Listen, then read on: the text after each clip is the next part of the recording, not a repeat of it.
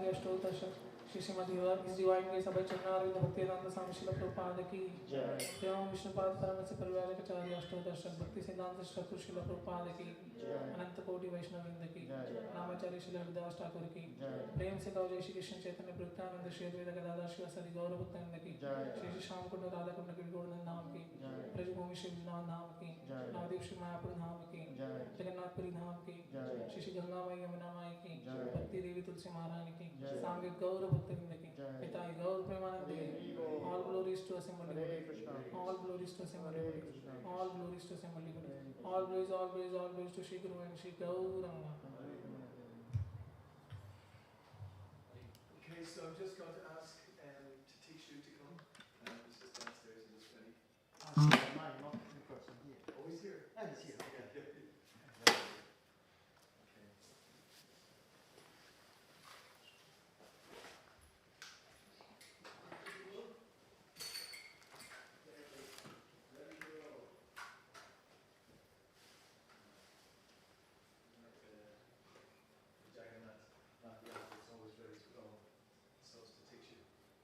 Titiksu's not feeling so well, so still be soldered on as ever and wants to come in and give the talk. Hare Krishna.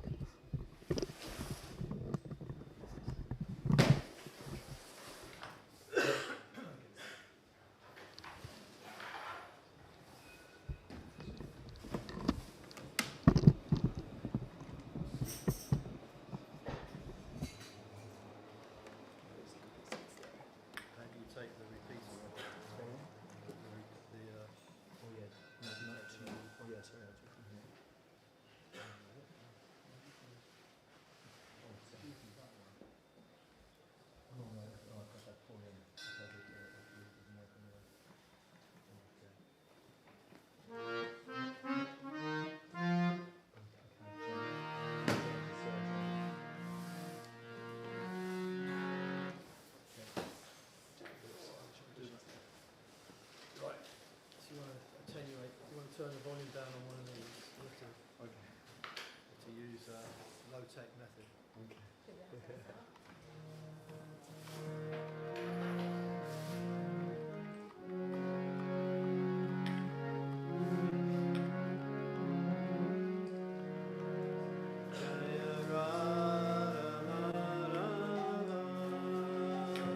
Jaya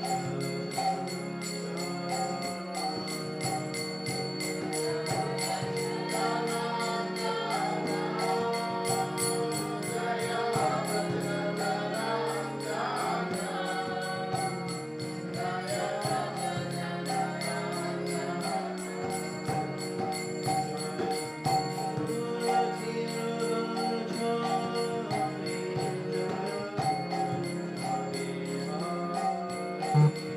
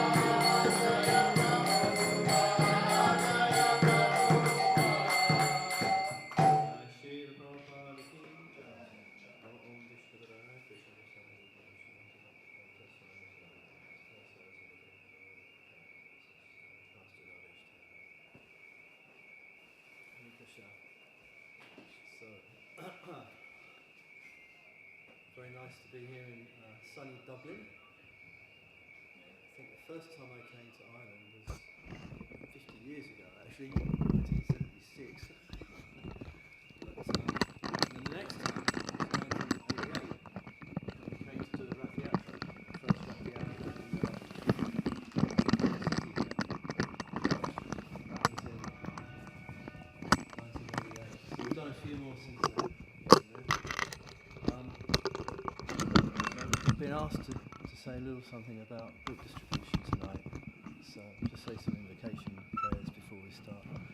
Om Ganaptamarandasya Garanjana Shalakaya Chakshurmuratam Yena Tasmai Shri Gurave Namaha Nama Om Vishnu Paraya Krishna Prastaya Putane Srimati Bhakti Vedanta Swami Nityanamane Namaste Sarasvati Deve Gauravani Pracharane Nevasesha Sunyavadi Paschadati Shatarane Jai Shri Krishna Chaitanya Prabhu Nityananda Svedvaita Gadadha Shiva Sarigaura Bhaktavinda Hare Krishna Krishna Krishna Hare Hare Hare Rama Rama Rama Hare Hare. So for many of you here, especially from Indian background, there's always been Krishna somewhere in your life. You know of Krishna or whatever, but many of us, we didn't know of Krishna. And you know, some of Western people now, we do know, some of us do know about Krishna. So I want you to try and imagine you're in a world where there is no Krishna. There are no devotees. There's no Krishna. Nobody is giving out prasadam. Nobody is chanting the names of Krishna. There's no Sunday feast. Can you imagine what it would be like? So I know, because I was one of those people once. Before 1982, I was one of these people who didn't know about Krishna. And it's a very kind of grey world when you look back on it. So 99%, probably more of the population of this planet, they forgot Krishna. And they're in this position of not knowing about Krishna. For them, they don't know. And so they're suffering. So that is a very lamentable situation to be in. So to understand, we use this term book distribution. To understand the significance of this, we need to kind of frame it in what the mission of the Krishna consciousness movement is, or what the mission of Chaitanya Mahaprabhu is. So, in order to do that, I just want to say a few words to kind of frame that a bit. So, to understand our mission, there are many things that have been said. There's everything in the Vedas, there's everything in the Bhagavatam, the Bhagavad Gita. I find it difficult to hear. Oh. Actually, if you can speak into that, I think it'd be... I've got to speak into this computer, yeah? Or should I just speak to the mic like this? Yeah, I don't know what. that should be good as well. Okay. Okay, so much tech these days. Yeah. In the old days, you just gave class. Now you've got cameras, phones, mics, computers, so many things. Can anyone hear?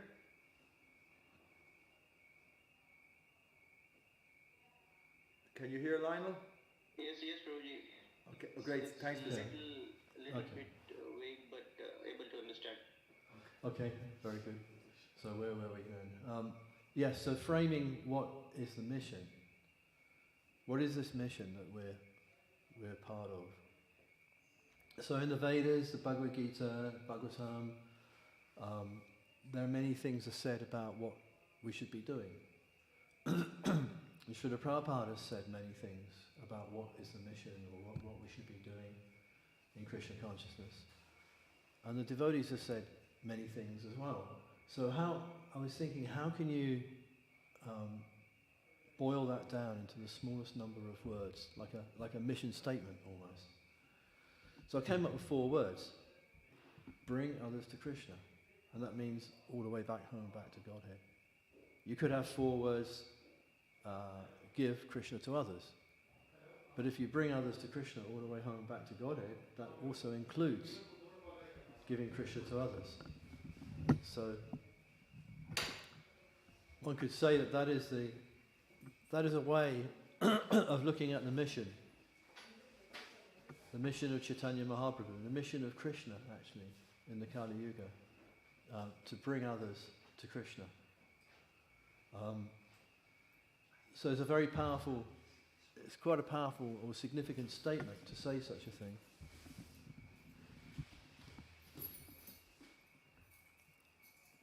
So bringing others to Krishna, it means all the way home back to Godhead. But it's interesting that if you say that our mission is to bring others to Krishna, that then implies somebody has to do it. You can't say something like that without someone, otherwise it's meaningless, right? So someone has to do it. So then I thought, well, what is a mission statement? What is the mission statement for that person that's doing that, the devotee? And I came up with to become selfless by bringing others to Krishna. Because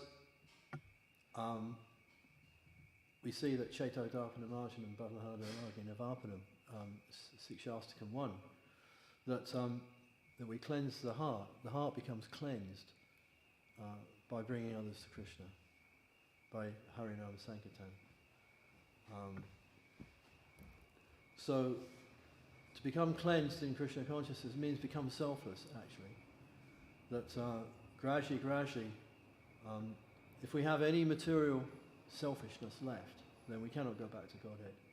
So the pure devotee is completely materially selfless. It's come to that level. And we see that in all greatly saintly persons. We see it in Lord Jesus Christ's life, we see it in Srila Prabhupada, we see it in other acharyas, some other traditions. St. Francis of Assisi was another great saintly person. That they gave their lives to others. They had no selfishness themselves. And so this is the saintly person. This is the devotee of the Lord. That he has become selfless in the mission of bringing others to Krishna. It's actually very interesting. There is a kind of a deeper understanding also. In the spiritual world, there's the gopis, who are considered the intimate servants of the Lord, the topmost devotees of Krishna. But amongst the gopis, there are what are called the Manjari gopis. They are young serving maids. They make all the arrangements to bring the other gopis to Krishna. And they're completely selfless. They have no desire even to be with Krishna. Their desire is simply to assist others to come to Krishna, the other gopis. So ISKCON microphone here has decided to fall over.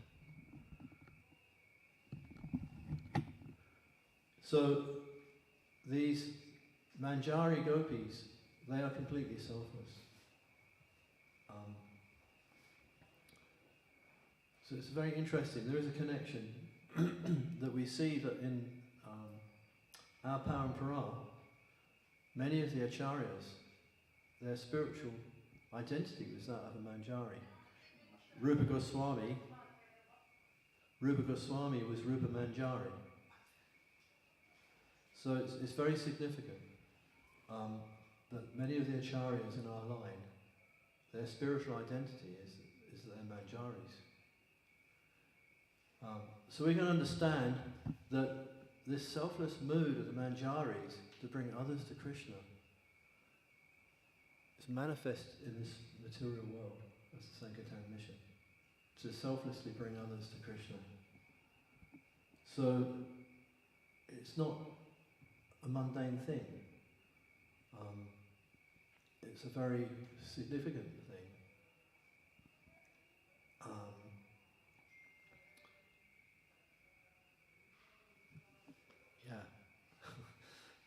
So we have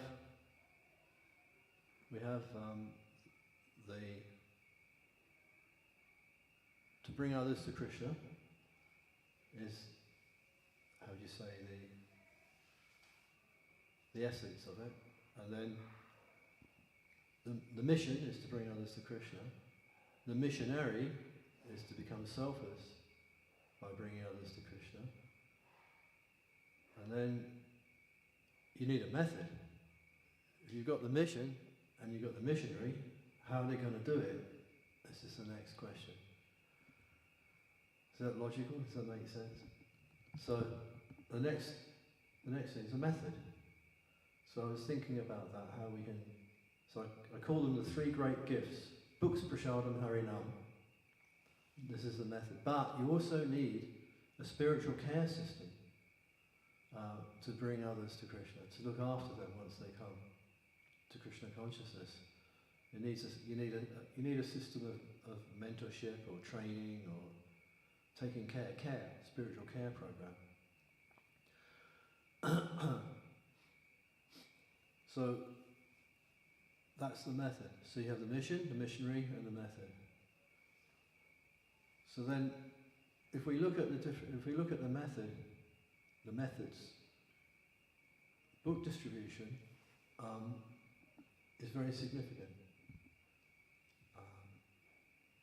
Srila Bhaktisiddhanta Saraswati Thakur coined this phrase, the Brihat Mridanga, the great Mridanga. And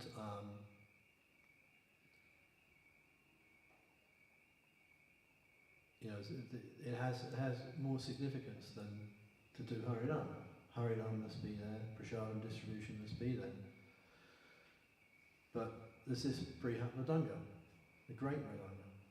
So you hear this phrase, bandied about ISKCON, the great Mridanga. But I never heard anyone try to quantify, how great is this Brihat Mridanga? So I thought about it. I was thinking, is there any way to measure? Is there any way to even think about that? So I come up with a couple of things. One is the first book that was printed was the Bible in Germany in 1534. They printed 186 copies, and 40 of them are still in existence, either in museums, churches, or private collections. So this is significant because it means the hardback book has the potential to last 500 years. See, so that's quite significant. That means if you distribute a book, if you give a book to someone, it can carry on preaching for 500 years after you leave your body. You see? So that's very significant. It's much greater than, it is definitely a Brihat Mridanga, like that. It has the potential. Of course, not all of them will last. So it's a very powerful way of bringing others to Krishna. Very powerful. You can look at it another way. It's 500 years is 20 generations, 4 people in each generation. So the London devotees came to our book warehouse in the UK. I loaded 2 pallets of Gitas into their van. That's 2,000 Gitas, small ones. And I thought about it, okay, so they're hardback books, they've got the potential to last 500 years. 20 generations, 4 people in a generation. How many people is that? It's 160,000. So just this little transit van with 2 pallets of books has the potential to reach 160,000 people in 500 years.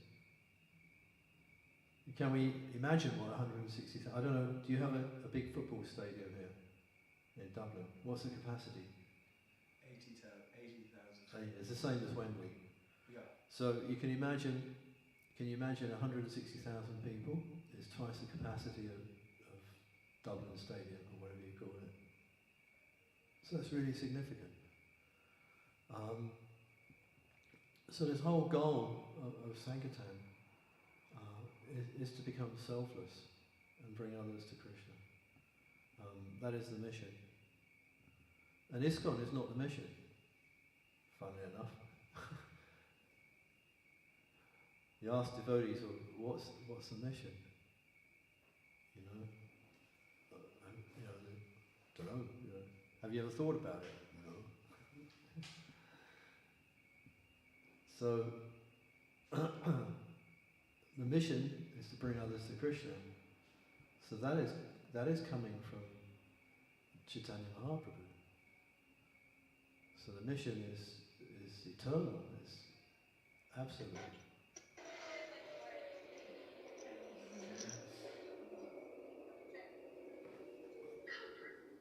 Could Atul please mute there, please? Haribol. Atul, could you mute, please? Hare Krishna, Atul Prabhu, you have to mute yourself, please.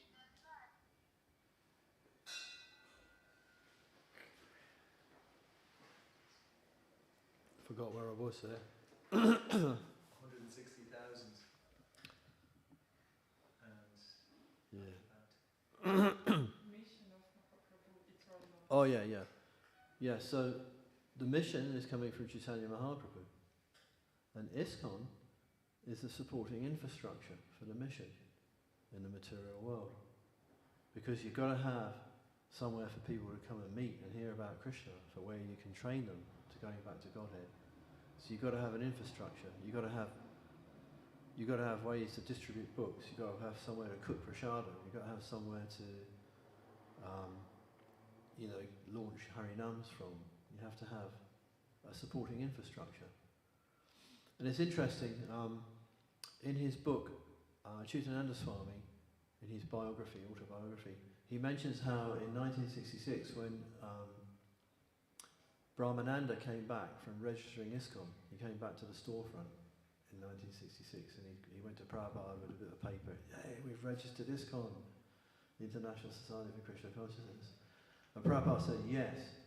He said, this International Society for Krishna Consciousness, it can be a great asset, a great help in our spreading of chanting Hare Krishna.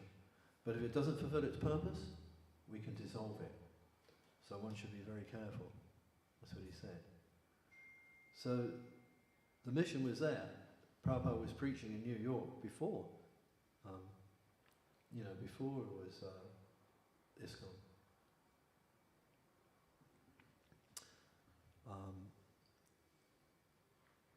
So as one analogy, that ISKCON, that the mission is like the soul. It's completely spiritual, coming from Chaitanya Mahaprabhu. And ISKCON is like the body, because the body carries the soul in the material world. So it's an interesting analogy. It's like the body is a spiritual master. It's not a material body, like the spiritual master has a body, but that body, Prabhupada was attacked by a cow, he got sick, different things. So even a spiritual body in the material world can suffer, can be attacked by the material energy. So it's interesting. Mission is like the soul, and ISKCON is like the body. So the mission is bringing others to Krishna, is preaching, helping other people, trying to get out of this place.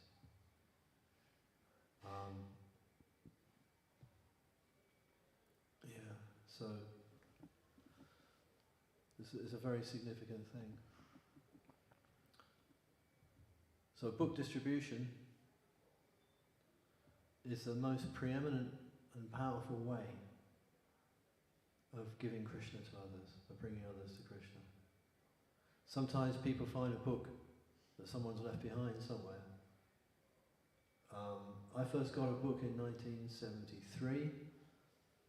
I was interested in philosophy, and some friends of mine had been up to London, and someone found these 3 books. There's a little trilogy: Ishopanishad, Path of Perfection, and Nectar of Instruction, I think. It's a little trilogy in a cardboard box. And they went in this toilet, and in the toilet cubicle, standing down in the bottom of the side with these books, and they thought, oh, Tony will like those. So I got books. They were my first books, I think. And then I got other books from the library. And I read Krishna book, big Krishna book from the library. And I thought, these stories, they're so far out, no man could have even, dreamt these stories up. They're beyond the capability of a human being to kind of, write. So without books, our philosophy it becomes shallower without books. In Kali Yuga, people have poor memory. Everything gets distorted. Things get forgotten. So if you write them down, then they're there. They're kind of they're sort of, when we see something in writing, people take it as fact. It's much more powerful.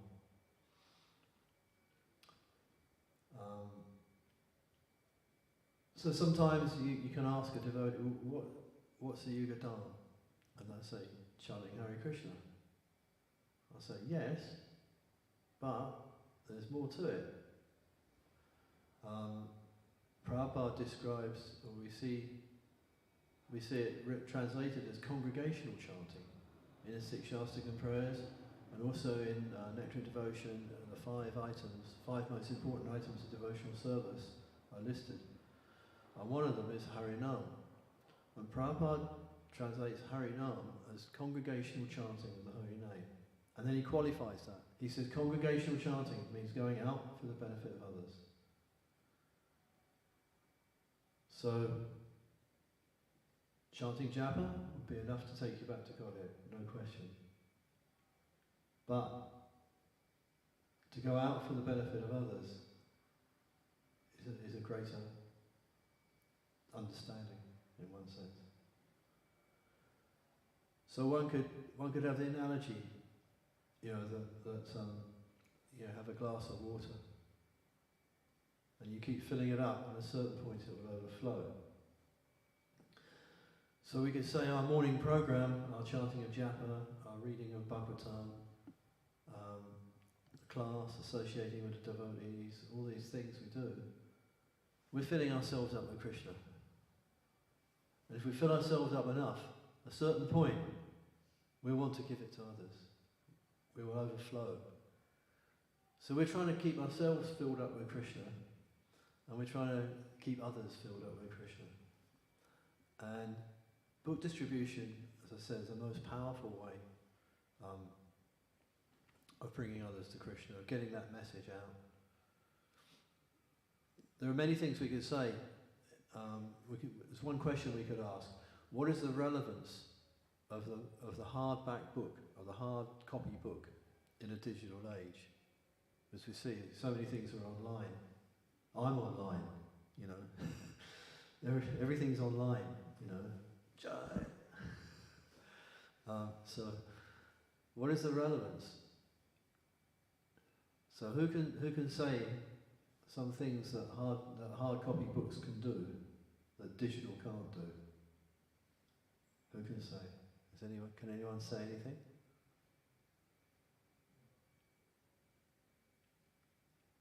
I think the book gives more personal feel if it is in your hand and you're reading it.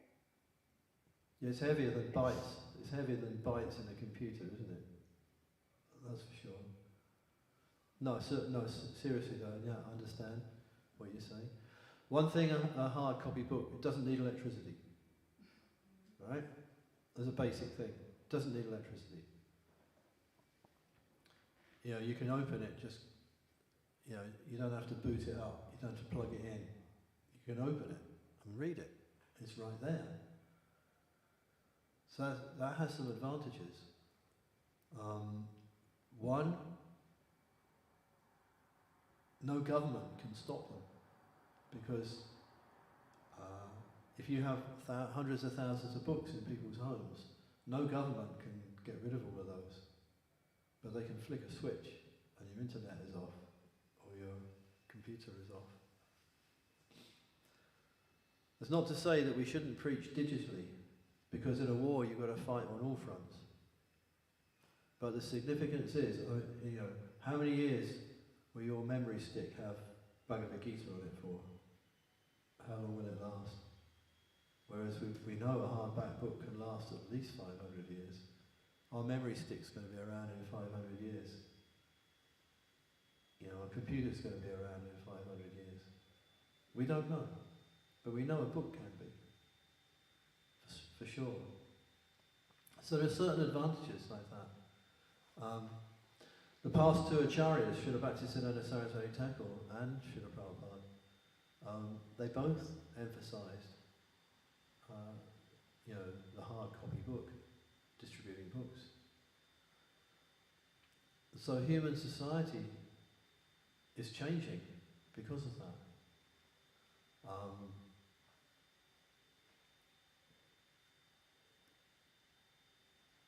For instance, there are certain things we can see how society is changing. Certain things, if you look deep enough, you can see things. For instance, we know every yuga, everything becomes more and more, it degenerates.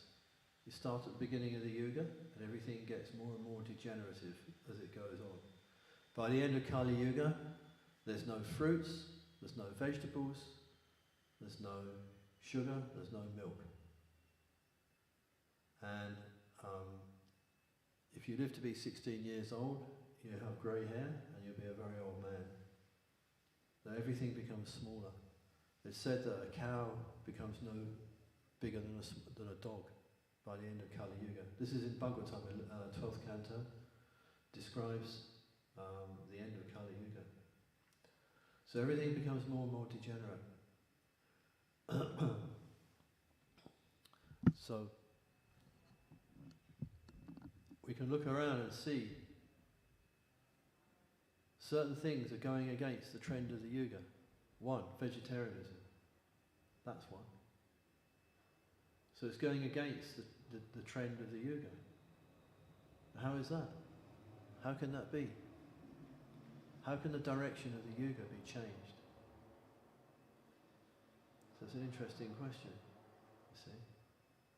So it means something has had to come from outside of the Yuga to change that. Because it cannot change within itself, because its natural course is down.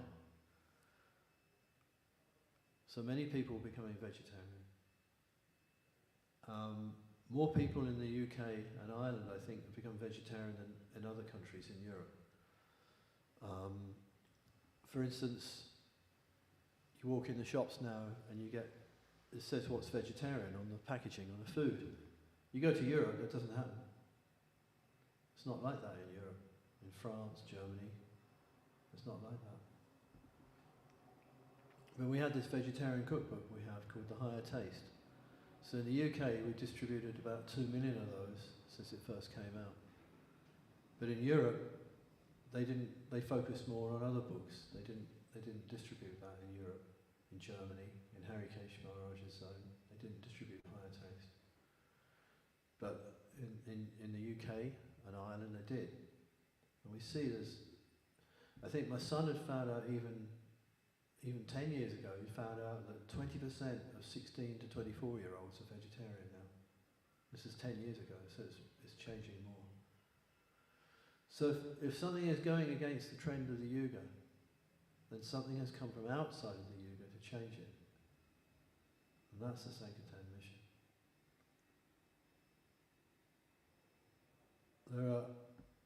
What's the name of that? Do you remember the name of the yogi who kicked Lord Vishnu and he insulted Shiva and Lord Brahma? I forget his name now. Somebody Muni. Yeah. Okay, his name. Oh, Brigham Muni. Brigham, yeah. So there's a little story I can tell you. So I was in America in 86 or 87 went with some devotees to check out their festival programs there. And we came across an old English devotee in Detroit called Boomerdev, Prabhupada disciple, Boomerdev. And he was doing something called the Brigu Yantra.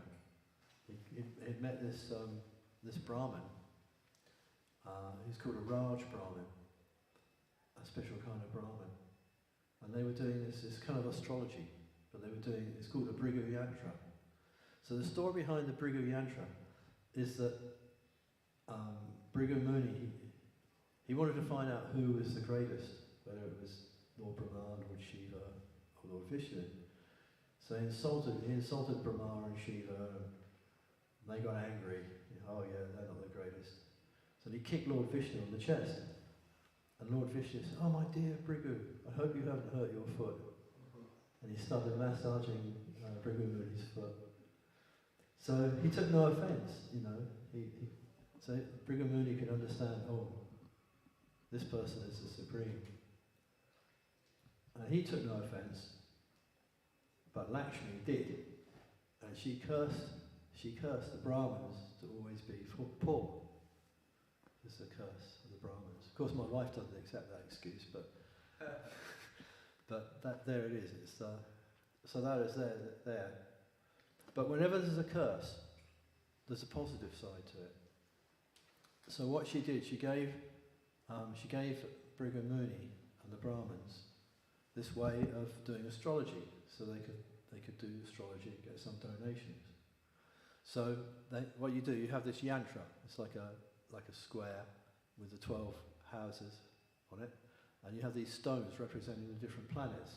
And you hold the stones like that, and you ask a question, and you drop the stones on the yantra, and someone who knows can read it. So this devotee Boomerdev, he teamed up with this guy. So the Raj Brahmins, they were the Brahmins to the kings. So they knew the Brigu Yantra.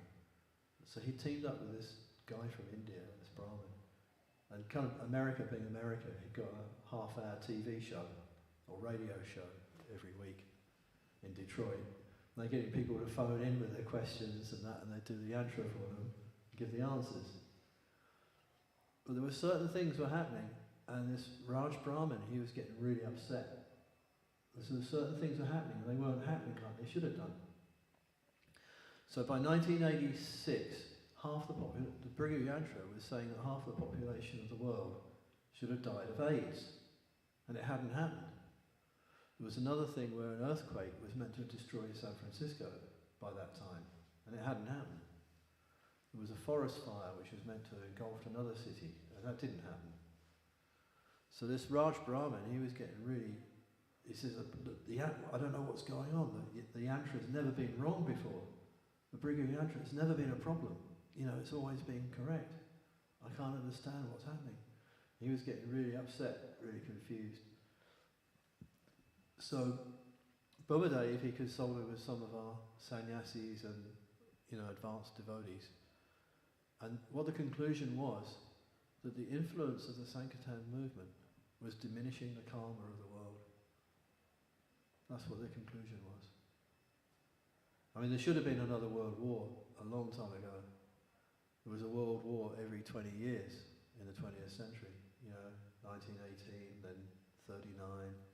There should have been world wars before this. Massive wars, but there hasn't. It's a huge upturn in vegetarianism. There's loads of things going on. We can only conclude that the Sankirtan movement is, you know, it's diminishing the karma of the world, for sure.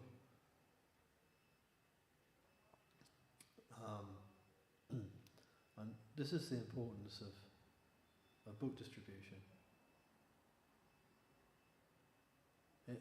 You know, like Harinam and Prashadam has got Sanskrit name. Book distribution doesn't really have a Sanskrit name. Brihat Mridanga. We don't say, "Oh, I've got my Brihat Mridanga bag. I'm just going out to do some Brihat Mridanga." We use the word book distribution. So it doesn't have the same significance in terms of the wording as the other parts of the Yuga Dharma. But it is the most significant part of the Yuga Dharma. Yeah, so I guess we could stop there and ask for questions, I suppose. Could go on. But anyone have experience of talking to other people about Krishna? Or telling others? No, I think that's just what you're saying about, and the way you compared it to some of the most closest devotees to Krishna. You were saying the Manjaris, they're always trying to bring other people to Krishna like that. So it does seem to be that it's a very high activity book distribution as well. Yeah, I mean, externally, you know, we look like some beggars on the street, you know, trying to flog some books for a donation. You know, it looks very mundane. From the material point of view, it's a, you know, who are these beggars, you know? That's why we have to understand that you know, when you're giving out a book, the whole parampara, it goes all the way back to Krishna, right down right down to that book, you know. When that person touches that book, they're touching Krishna through the parampara. It's not a mundane thing, it's a very, very special thing. And so we have to keep that in mind all the time, and the significance of what we're doing. It's hugely significant. To be able to maintain to do it, you know, we have to understand. You know, everyone wants to surrender to something, to someone. That is the nature of the soul, the individual soul. And so we're surrendering to so many things in the material world. To the wife, to the husband, to the motor car, the Lamborghini, you know, polishing it, doing this, doing that. So we're surrendering to so many things. And it's natural. We want to devote ourselves to something. But this is the highest devotion. To devote oneself to others, to the welfare of others. I mean, what greater thing is there than to give your life to others? But for the highest thing, you can give your life to others by feeding them or doing this or some other kind of work. But the highest thing is to get people out of this cycle of birth and death. That is the highest thing you can do for others. There's nothing higher in this material world. Nothing. And the other thing about book distribution, you can't do it in the spiritual world. You can only do it here. They're all devotees there. You can only bring others to Krishna here. And that nectar, or that mood, you know, that rasa, if you like,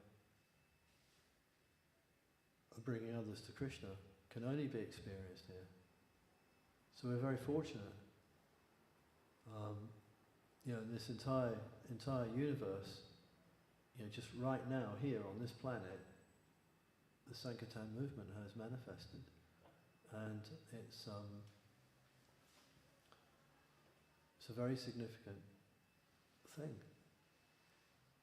It's the only thing of any value in this universe, in reality. And not only are we fortunate enough to see it happening, but we can also take part. So, I guess what time do you finish, Batman? Well, I've one other question if no one else has a question. I'll say it into this so that no one else can. The question I wanted to ask, I think I might have heard Vaisheshika Prabhu say it, that when you're going to the homes, there's people are inside their homes and they're thinking, when will Lord Nityananda come? When will Lord Chaitanya come to me? Have you heard of that before? No. No, okay. No, I just wanted to... No, I mean, most people are thinking, when's the postman coming? When's the postman coming? But again, it's a transcendental postman, I suppose. Okay. Well, maybe he has some vision that I don't have, I guess. Okay. No, I just thought you might have heard that when he was going to talk. Yeah. Don't know. I mean, I wasn't thinking like that before I was a devotee. I was thinking, where am I going to get this thing or that thing, or when are my friends coming around with something? So, yeah. The thing about book distribution also is it's the means and the end, because by performing Sankirtan, one is actually purifying the heart and charging oneself up with Krishna consciousness at the same time. It's like an unusual kind of gift. Normally, if you've got a gift in the material world, say someone gives you a bunch of cash, and you give some of it away, then you're losing out. You get less. In the spiritual world, it's the opposite way. The more you give, the more you get. It's like the gift gets bigger and bigger. The more you want to share the gift with others, the bigger it gets. So you can never be the loser with Krishna. It's always expanding.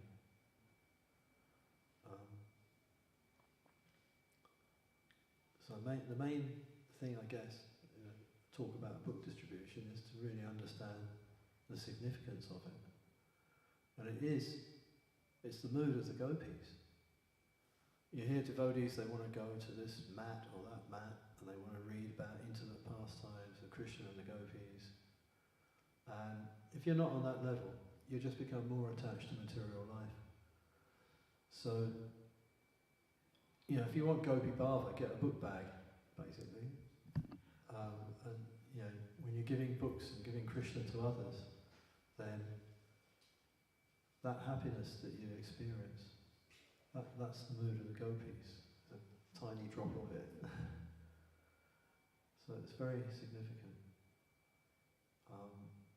And book distribution is the essence of the mission of Chaitanya Mahaprabhu. The Goswamis, Chaitanya Mahaprabhu, he got them to write books. And they were actually distributing books. The Goswamis were distributing, because they had to write them by hand. So we've got a great opportunity because we have printing presses. Imagine you want to distribute books, and you've got to copy them out by hand first. Maybe each village might have one book, that they share and they read together. It would be very difficult, but we have this technology to print many, many books and give out many, many books. So, I guess we're finished there, unless there's anything else. Anything else, Manupru? Any questions from anyone? Is there any questions out there? Is anyone wants to ask? It's just this pronounce please. Selflessness, yes. Selflessness. So, this fear to go outside to people. I feel I'm being conditioned, right? Because this magic ray and such a miracle, right? Prabhupada did everywhere in the world. We have this filial of embassy, absolutely. And you said that selflessness should be exactly because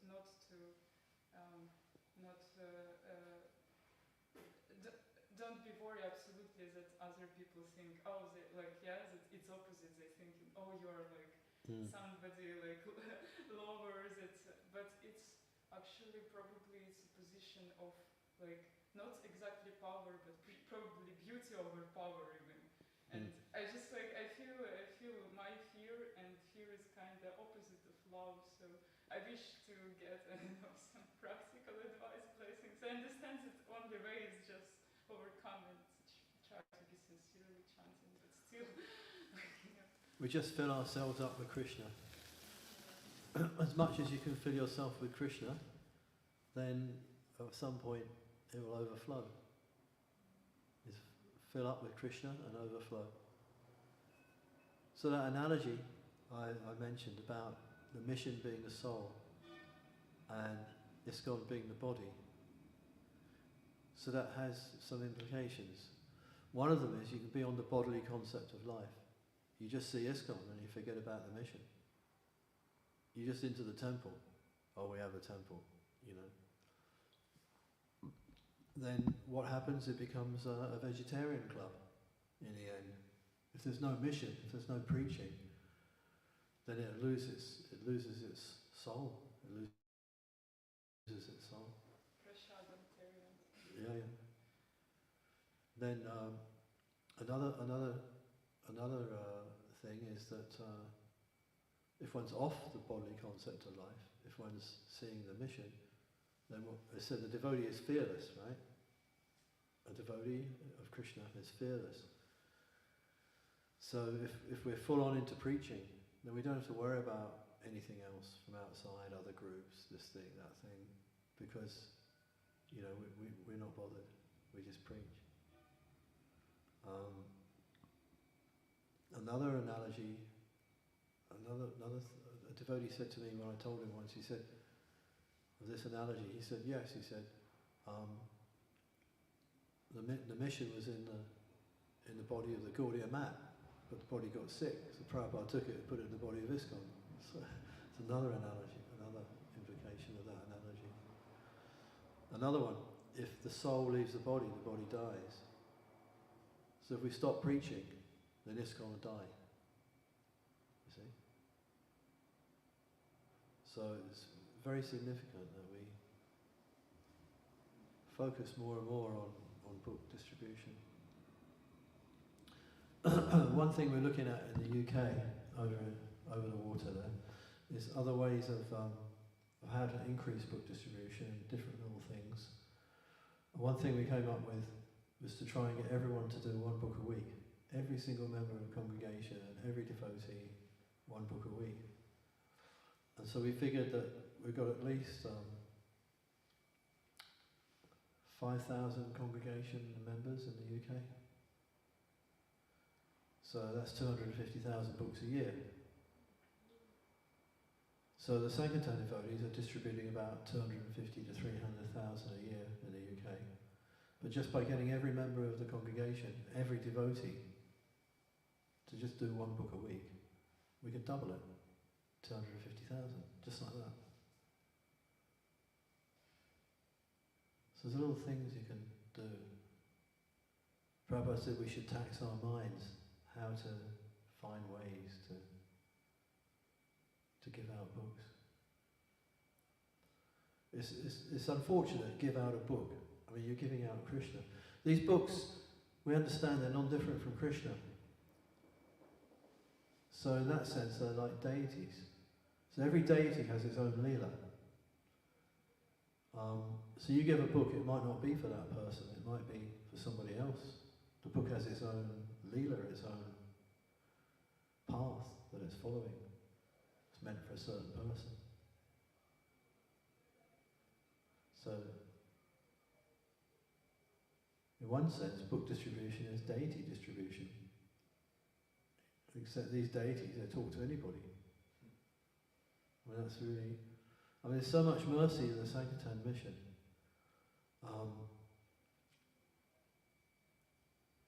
You know, you could be on Harinam, and someone who's drunk, and they're a meat eater, they're drunk, they're a womanizer or whatever, and they join in the Harinam, and they're going, oh, Krishna, whatever it is they're trying to say, and they're dancing around.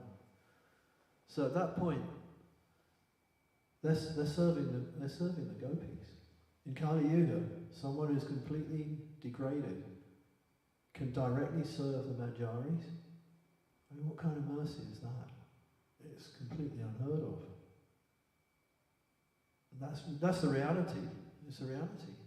If they're jumping around in the Harinam, even if they're off their trolley, you know, they're off their heads, that service is being accepted by Chaitanya Mahaprabhu. That's incredible mercy. Incredible. We can't even imagine that kind of mercy.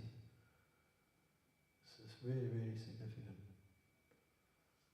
This reminds me of something. You on the open street here, there were one person who was like, preaching about Jesus Christ and everything. So I just went to him, I said, Hare Krishna. He said, no Hare Krishna. I said, I've already won. You've already said Hare Krishna. He goes again, no Hare Krishna. I goes, again, you've just said Hare Krishna. And he was like, all about, no, on his mic, no Hare Krishna. I goes, oh, you're doing free preaching for us actually by saying no Hare Krishna. You said it 2-3 times, Hare Krishna yourself. But even other traditions, they get some small benefit somewhere by preaching about God. Once devotees, I asked Prabhupada, who is a devotee? What's a devotee? How do you define who is a devotee? And Prabhupada said, if someone believes that God exists, they're a devotee. So, and then of course you've got the pure devotee on the other end, the scale. So we're all on this scale from someone who believes God exists to the pure Vaishnava at the other end. So we have to be merciful, we have to pass on what we've been given. Otherwise it's called miserly, it's called selfishness. If you've been given a great gift which only gets bigger the more you give it away, and you don't do it, then that's miserly. But then you've got to fill yourself up. If you fill yourself up enough with Krishna, then it's got to overflow. It's got to go somewhere. So, okay, I'm rambling on and on here. So, Srila Prabhupada ki jai. Srila Prabhupada's Transcendental Book Distribution ki jai.